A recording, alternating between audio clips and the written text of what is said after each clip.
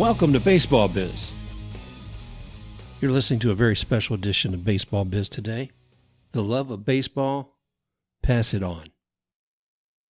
Players, coaches, managers, teams, and leagues. A player may enter the game for the sport, competition, socialization, or aspirations to make the show. But baseball is more than a go. It will lift a person up spiritually with a crack of a bat, bases stolen, or a double play. But at the heart of baseball, you have to love it, play it, or watch it.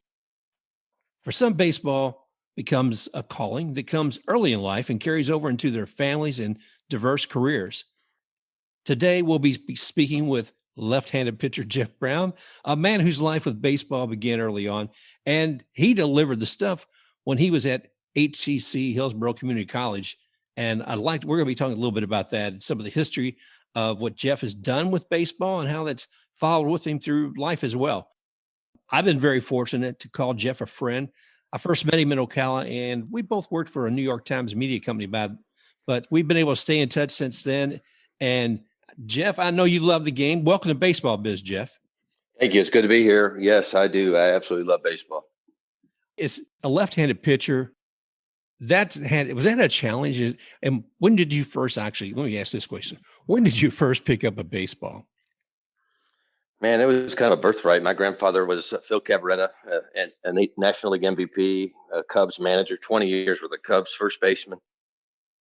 Although Phil Cavarretta Jr., my uncle, was a right-handed pitcher, somehow I ended up like my granddad. My mom was one of 5 children. He had 4 daughters and 1 boy. Phil Cavarretta Jr. came last. My mom was the middle child.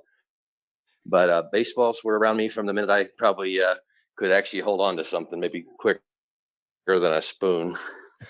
Well, and that's part of it, because we talk about how baseball evolves with people, and it really does, I think, begin sometimes with families, being able to play catch, or looking at somebody else. And you obviously had, a great image there with your grandfather and also with your uncle as well. As somebody, and quickly about your uncle, he actually kept with his career all the way up to was he a batting coach for the Mets later in life as well? Oh, actually, that was my grandfather. That's how he ended his career with the New York Mets organization. Phil Jr., my uncle, he's only 9 or 10 years older than me, so we kind of grew up together. I used to sit out watching Dunedin High School and just awe over how hard he could throw the ball, and all his teammates called me Little Cavy, even though my mom married a Brown. And so, yeah, I was glued to the game as a young boy, just sitting around watching him. And then every once in a while we get a trip, or at least one. I significantly remember going up to Wrigley. And my best memory beyond seeing my granddad, he was there with the Mets organization, but he was there also for a Cubs old timers game. But I remember Joe Torre getting on the elevator. I believe he was with the Mets at the time as well, and just talking to me. And I thought, oh, man, it's just awesome. So I grew up just around the game, and there was always a bucket of balls and chewing gum, because my grandfather, he not only made sure I had a glove because he had a contract with Wilson, but my uncle was really significant to me. We played a lot of ball together, and it was always fun to he'd take the catcher stance, and I would pitch, even though most of my high school career I was at first base, like my grandfather being a lefty. But it wasn't uncommon to be asked to pitch. I went to Countryside High School there in Tampa Bay. And then we moved to Mississippi, where I really shined because it was a smaller school district. And then we moved to Corpus Christi, Texas, which was a bigger school. And ultimately I walked on to Hillsborough Community College in the late 80s. What was that like? It was interesting because I was going to pitch for Southwest Texas, which is now Texas State in San Marcos. But my mom and stepdad, his career was thriving. They were moving from Corpus Christi to New Jersey, of all places.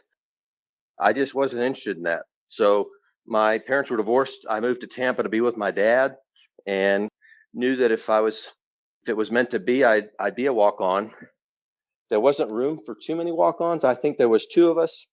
Rick Nogus from Las Vegas and me from Texas. Rick ended up having a career at HCC and then USF. He was an older guy. And for me, It was pretty easy to walk on.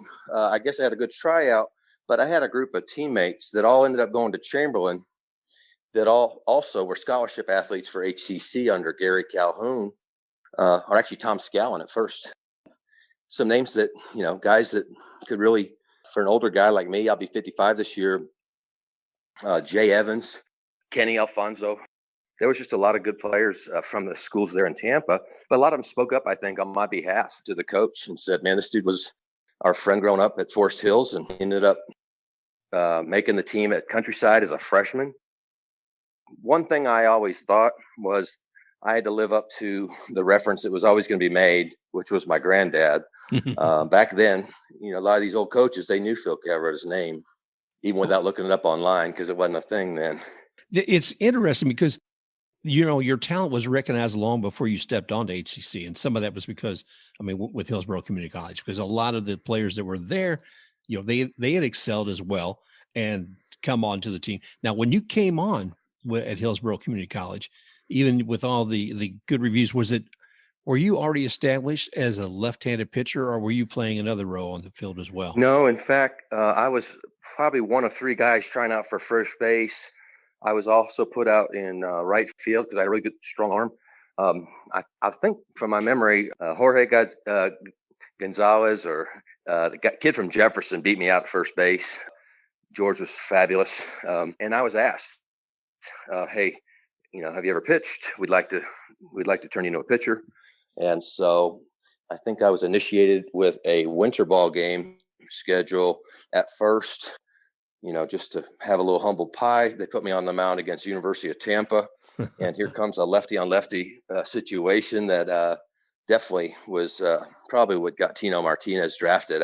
I should be getting a draw from him, but he hit 2 home runs off me in that game. And one was a curveball and one was a flat one that just kind of hung up, and then a fastball. He could mash.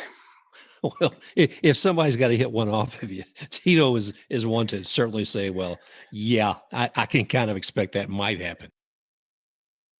Well, and I think my 2 sons, who also played high school baseball and one played college football, I have a combat veteran son. So it definitely passes through the bloodline. I'm in my garage for this interview, and I have a poster on the wall that's framed, and it's a father and son game. So it's my grandpa and my uncle. I'll send you an image of it, but it's called Love of the Game, Pass It On. And Likes Hot Dogs actually bought the rights to use that.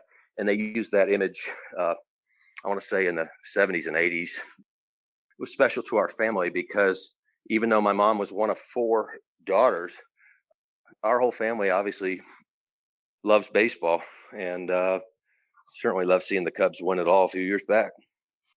I know. I was talking actually a while back with Randy Wayhofer of the Iowa Cubs, and talking about, seeing the players come up through that. But, a lot of people, like with your fellas, to see, what year did you graduate or move from Hillsborough Community College? What year were they? So I was class of 85 at Corpus Christi, Texas, King High School, which is named after the King Ranch.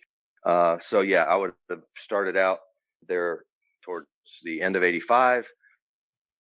I was there 85, 86. So let's see. Well, I'm looking here at some names. I don't know if these sound familiar to you or not. Terrence Brown. Well, he went and played for the Milwaukee Brewers organization. I don't know how far he went. I believe he was our center fielder. Yeah, and let's see, Kevin Crofton. I think he was with the Yankees maybe as well. Kevin was a catcher. He also got drafted. Yeah. So it's he exciting. Was a Chamberlain product.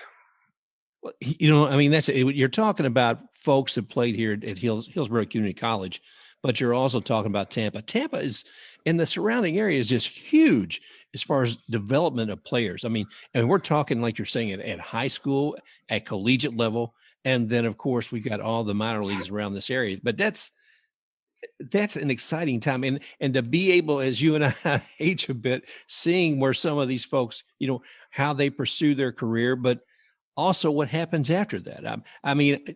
I look at baseball, and somewhat I was talking about earlier, it's kind of a spiritual thing. It's something, while it can be a competitive thing, and I think it's also leadership. it's where you have to learn rules, but you also have to learn how to bend them a bit sometimes to make things work. So I think baseball in itself is a great learning experience for people if they can kind of get themselves into it. Yeah, you hit the nail on the head. Hearing you reflect on a few of those names, to your point, Kenny Alfonso, I want to say his dad was either an attorney or worked in the court system, but Kenny was a really good shortstop. He has become he's been an actor, and if anyone was to Google Kenny Alfonso, they'd find his clips. And his wife is actually a famous actor too.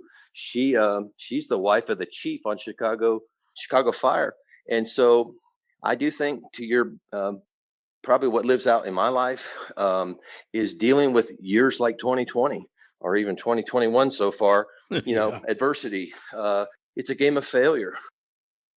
To err is human is a phrase, but the err is a baseball term. My oldest son, he never started in high school, but he had the tenacity to be there, to be available. He played on Falk Field in Austin, where the University of Texas, he got to take outfield because his team made it to the state tournament. So he relishes little things like that. But he's a combat veteran, proudly served in Afghanistan. My other son, who's in great shape, played college football down in Abilene, Texas. He played baseball as well, but he also wasn't in good favor, wasn't a starter. And so sometimes it's not just the story of the Tino Martinez or the Luis Gonzalez, speaking of Tampa products, that make it. Right. It's the guys that played, enjoyed being around the game, and made the most out of their lives. And that's the key. I mean, it's great that we're able to see and follow some of these guys to the pros, et cetera, but there's a lot more to it. What happens after all of that? And I'm encouraged to hear, like you were saying, some of your other teammates, what's happened, like with Kenny Alfonso, et cetera, but also really, glad to hear with your own family, and thank your son for his service for me as well. There's so much that people learn from the game. I mean, it has to do with family too. The family has to be there in the first place. But if you're involved in the game of baseball, you've got an opportunity to learn what it is to win, but you also have the opportunity, like you were saying a moment ago, what it's like to fail. And from that, sometimes, while it's not an enjoyable experience, sometimes it's a richer experience to be able to come back from and learn and get better. And not just with whatever that task may have been at that moment, maybe not even at baseball, but how to go ahead and manage life overall. I mean, are you finding that true in your own experience? For sure. Whether it's just being a good team player, working through adversity. I mean, I worked in sales management. Great alignment for baseball players to often go into that, because you're going to have rejection 90% of the time if you're a stud. You're not going to close deals every time, just like you're not going to hit a base hit or have a great game on the mound. So I would say I would not have probably gone into sales as well and succeeded in that profession if it weren't for two things: baseball conditioning me for it, and then my dad was a career salesman. My late father was I think about him. He would always play catch with me, but he didn't play baseball. He was a football player like my younger son. So that game's totally different, and it has all its other qualities. But I'm thrilled that baseball was in my blood, because I really do feel like it helps you deal with life and career ups and downs for sure. Yeah. It's ups and downs is where it's at, and you look at any team that you love, and God bless those Cubs fans for so many years, and to see their victory come back. I'm really curious to see what this year's going to look like for them as well.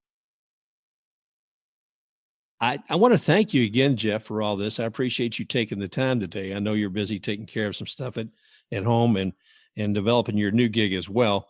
But I want to salute you again, and for all that you achieved and what you brought to the game and to the excitement of it. And again, as a friend, you've been fantastic, and I know that people learn from you as well. And I'm not talking about just the education. Well, thank you, sir. But not just the education, but the spirit that you bring to it. So, and that's why absolutely. Thank you. No, absolutely. So thanks again, Jeff, the left-hand pitcher from HCC, and a good friend of Mr. Mark Carbon.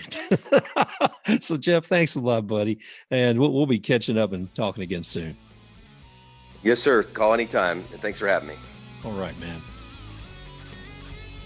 You've been listening to Baseball Biz with a very special edition with our guest, Mr. Jeff Brown. Thank you again, everybody, for listening. And remember, you can find Baseball Biz on most all podcast directories, including Podbean, iTunes, Apple, Podcast.Google, Stitcher, Pandora, Amazon Music, iHeartRadio, and more. So thanks again for joining us today in this special edition of Baseball Biz with Jeff Brown, and we look forward to talking with you again real soon. Special thanks to XtakeRuX for the music Rocking Forward.